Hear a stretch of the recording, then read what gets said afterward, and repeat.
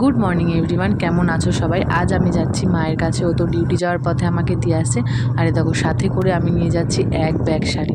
তো এই এক ব্যাগ শাড়ি আমি কেন নিয়ে যাচ্ছি, ভিডিওটা দেখতে থাকো, অবশ্যই তোমরা জানতে পারবে। তো চলো তোমাদের সাথে একবারে বাড়ি গিয়ে দেখা হচ্ছে। এবার বলি এক ব্যাগ শাড়ি আমি কেন নিয়ে এসেছি। ওখানে মাত্র 5টা শাড়ি আছে। এই 5টা শাড়ি আমি মায়ের কাছ থেকে ফলস পিকও করাবো, তাই নিয়ে এসেছি। আর আমি না শাড়িগুলো হালকা উপর থেকে দেখে দেখি পাড়গুলো আন্দাজে নিয়ে এসেছি, তাই সবকটা ম্যাচিং হয়নি। মানে 3টে ম্যাচিং হয়েছে আর 2টো ম্যাচিং হয়নি, তাও 3টে পুরোপুরি ম্যাচিং হয়নি। আর একটু অন্যরকম হলে ভালো হতো। যাই হোক, আমি বলেছি তুমি এটা দিয়েই করে দাও, কোনো অসুবিধা হবে না, আমি ম্যানেজ করে নেব।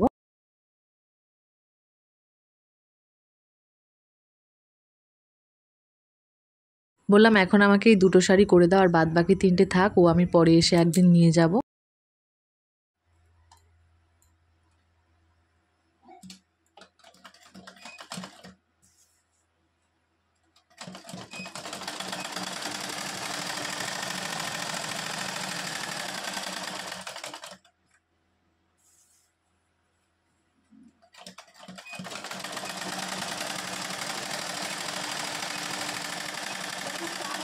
মেশিনে খুব এমার্জেন্সি না হলে আর বসতে ইচ্ছে করে না।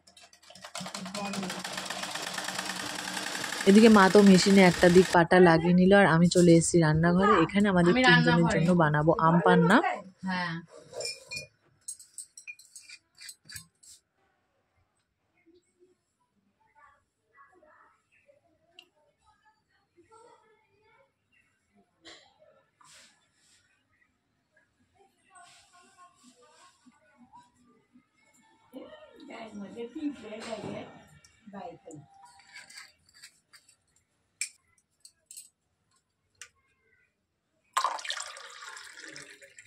মিঠুকে বল বেলস পিস বেলস ভালো বেটা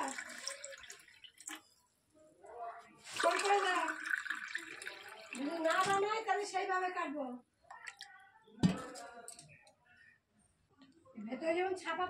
আম পান্নার শরবত খেয়ে কিছুক্ষণ গল্প টল্প করে তারপরে তো আমরা দুপুরে খাওয়া দাওয়া সেরে নিলাম। আর আজকে মা রান্না করেছিল কাঁঠাল বীজ ভাজা, পটল ভাজা, মাছ আর চাটনি। খাওয়া দাওয়া সেরে মা একটুখানি বিশ্রাম নিয়ে এখানে আমার শাড়িটা করে দিচ্ছে। মানে এক পাশ তো মেশিনে সেলাই করেছে আর এক পাশ হাতে করতে হয়, সেটাই করে দিচ্ছিল।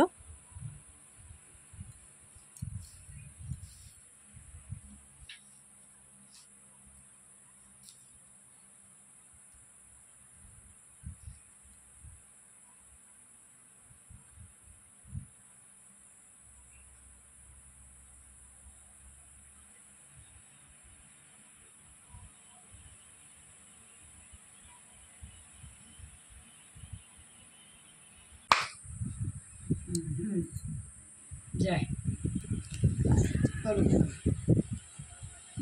জোর মতলব গোপাল ঠাকুর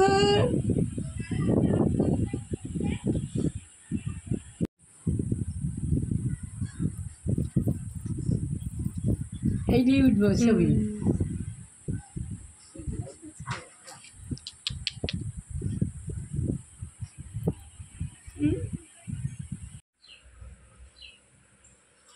বৃষ্টি আর হয় না, যখন দরকার তখন হবে না। 10 দিন ধরে হয় না, সেই শুক্রবার দিন সকালে বৃষ্টি হলো না। এটা হচ্ছে আমাদের পাশের বাড়ির একটা মাসির ছেলে। ও তো আমার কোলে এরকম ভাবে শুয়েছিল, আর আমি দোল দিতে দিতে ও তো ঘুমিয়েই পড়েছে। তারপর খেয়ে নিলাম আমাদের বাড়ির কাছের খেজুর। দেন আমরা রেডি হয়ে এখন যাচ্ছি বাড়ি। তো চলো, আজকের ব্লগটা কেমন লাগলো অবশ্যই কমেন্ট করে জানিও। পাশাপাশি একটা লাইক করে দাও, চ্যানেলটা সাবস্ক্রাইব করে পাশে থেকো। দেখা হচ্ছে নতুন একটা ব্লগে।